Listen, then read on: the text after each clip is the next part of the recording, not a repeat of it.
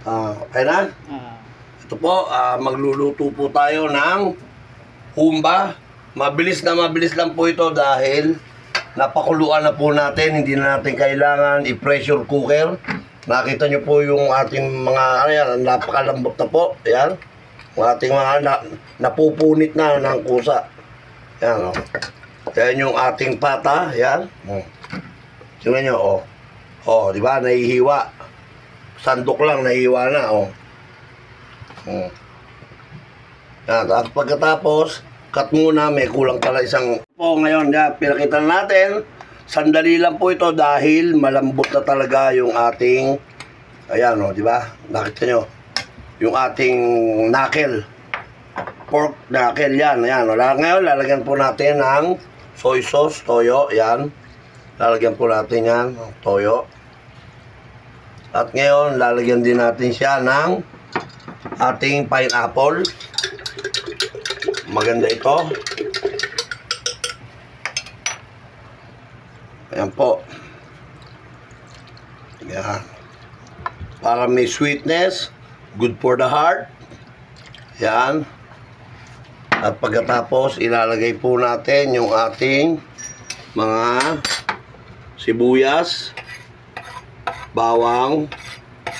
Yan. At ngayon, nalagay na natin yung ating mga sibuyas, bawang, pineapple, at saka toyo, soy sauce. Lalagyan naman natin siya ng 3 kutsaritang sukal. Yan. May kulang pa pala ang ating vinegar. Late na po natin ilalagay yung ating vinegar para hindi lang muna natin ikat yan. At ngayon, ito po yung ating pork. Ano to tawag dito? Yung kanina alam ko eh. Yan, pinag-anuhan natin yan, di ba? Yan po yung ano ng pork. Yan po, ito yung ating pork cubes. Nilagay na po natin. Yan. At ang ating bechin. Yan. At ang ating paminta. Yan. Yan po, isasalang lang natin ng mga siguro 30 to 45 minutes lang dahil napakalambot na nung ating mga mga knuckle. Lambot na, pati buto lumambot na. Ito natin lagay sa kanyang mga sabaw para kumalat. Ha? Yan. At pagkatapos, yung ating banana blossom.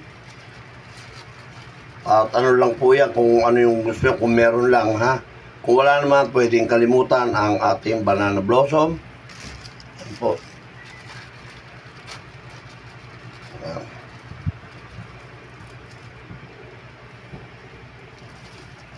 Okay. Pagin natin konti.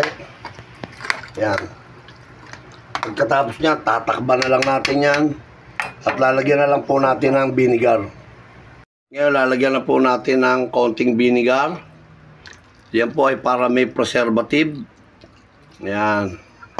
Hindi madaling masira. Ha? Okay. Sisindihan na po natin at tatakban na po natin yan.